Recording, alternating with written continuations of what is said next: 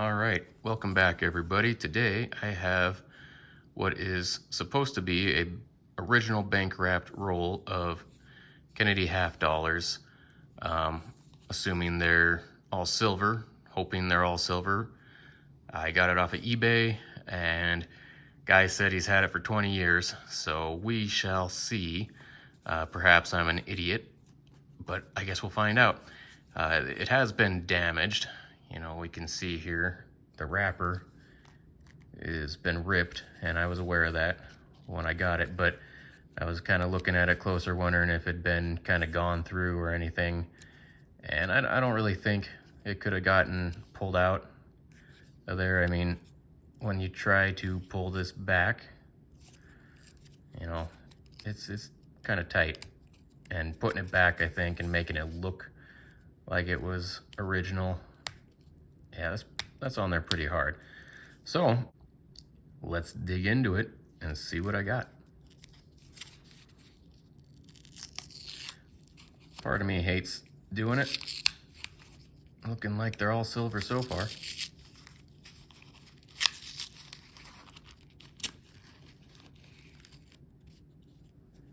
All right. Looks like we got some nice ones in there. All right, well, let's take a closer look. Dang, that is nice. Not sure if we're gonna have any, you know, the hair, can't remember, accented hair. Really nice toning on the reverse, so, and they're all looking real shiny, all the ones still there. So I am gonna take a look at this other one here. This was the other end.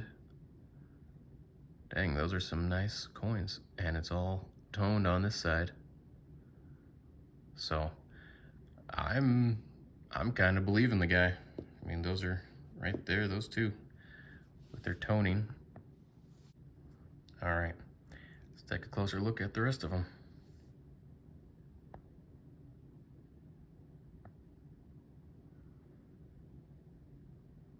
And they're all silver, so they're all going to be 64s. Just kind of looking at quickly here at the quality on each of them. And I don't want to hear about dirty hands. I had got a brief moment here to make a video for you guys. The kids are out of the house, so it's nice and quiet. Boy, this one, obverse, is really nice. The reverse has got a ding in the shield there, but I'm gonna have to take a closer look at these under the scope to see if I got any of the doubling or accented hair.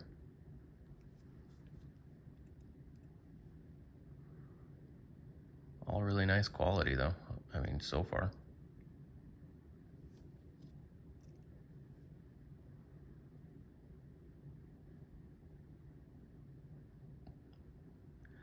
What did I pay for it? I think I paid like 200 something for it, and I ordered it late night, or I bought it late night, won the auction, and then I completely forgot that I even got it until it showed up in the mail.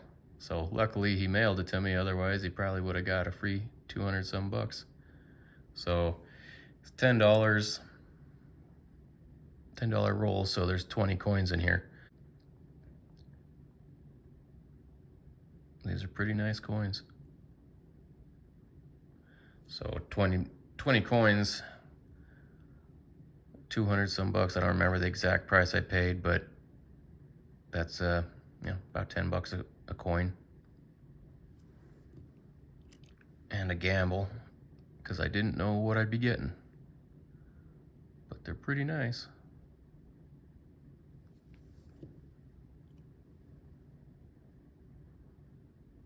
Now that's a really nice one. Maybe not. There's this mark down on his neck here. But still, getting some nice ones, nice quality. There you go, look at that one. That's looking pretty nice right there. How about the back? A little bit of marks on the shield. Dang. That's nice. Might have to set that one aside. This one's got some fingerprints on her. But if you look through the fingerprints, quality-wise, looking pretty nice. This one is actually looking really nice, unless I'm missing it underneath the fingerprints. And I'm also looking through the camera, so that could be totally wrong, but I'll set that aside. There's another pretty nice one. Jeez.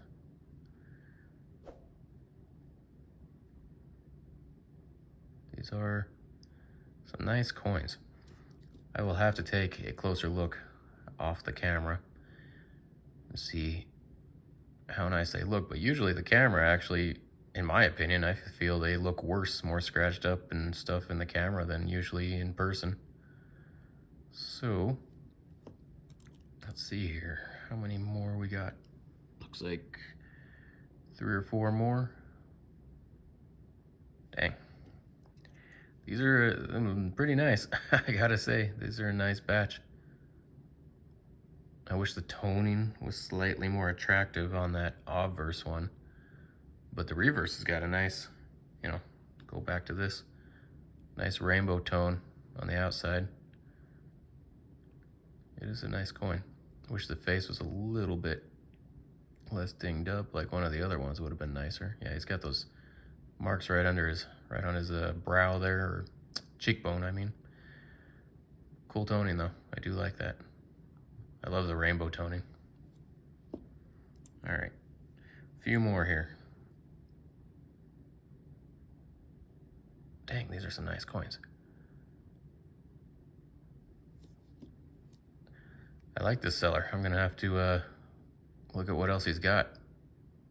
I tend to believe him. I think that was an original roll. Well, not necessarily original bank wrap, but a original roll that somebody put together. Had that curled end, the crimped end, so. I'll get the focus here. Dang. Well, I'm gonna take a closer look at them under the scope and see if we have any special varieties or accented hair. Well, would you look at that? Been going through these split serif, split serif, split, split, split serifs, split serif, ow, and split serif. Got myself a double die obverse. Unfortunately, really not worth all that much more than a normal one, but the quality is pretty nice. I'd say, it always looks worse looking through a microscope at every little flaw, but I'd say it's probably a 65. Got a bit of a ding there, but yeah, I'd call it a 65. It's a pretty nice coin, pretty good looking coin. So that's about a $90 coin with the doubling. And we got another one. Check out the doubling on pretty much all the serifs. This one's even more prominent doubling than the other one. And I think, look at the face. That's a pretty clean face. It's got a little bit on his jaw and a little bit on his cheekbone of some little light scratches. And looking at PCGS, they got a 66 on there that's got a mangled ear and a bunch of scratches in the hair. Now, the one thing that would scare me away is I've got this little S-shaped thing here. I'm not sure what the heck that is. I don't see it on any of the other pictures. So that could be damage or something up with the die, perhaps. But boy, the obverse on this one is really nice. And if it were to get a 66 and have that doubling, that's a $300 coin. All right, guys, so I looked at them through the scope, and I got 2 here that are double die obverses. So I also want to clarify, I was talking about accented hair and doubling, but there are double die obverses. These are all 1964 fillies. There are double die obverses, but the accented hair is proof, and on the proof legs, these are all mint states, so I totally screwed that up, so forgive me for that. Anyway, going through everything, looking at them through the scope, got two of the double die obvers. One's better than the other. So right here, basically my own grading, I've got this group is MS64, MS65s, MS66, and what I'm hoping are two MS67s. So in the MS64s, and both of my enders were the MS64s, unfortunately, but I may be sending in the one ender that I like the rainbow toning on just to preserve it. They're only worth about 30 bucks each, but I got 9 of them here, and I looked it up. I paid $261 for the roll, so right there alone I paid for the roll. Coming over to the MS65s, they're worth $48 each. I've got 4 of them without any varieties. So I got $192 in that stack. And then this one here is the double die obverse, and it's worth $90 in MS65. MS66 over here, these are worth 90 bucks a piece. I got 3 of them, and so that's $270 in that pile. And if this sucker here, if I can pull that one off and have it actually be MS66, that would be a $300 coin. And here's the big money. These two right here are very, very nice quality, and one of them is the fingerprints coin. And there we go.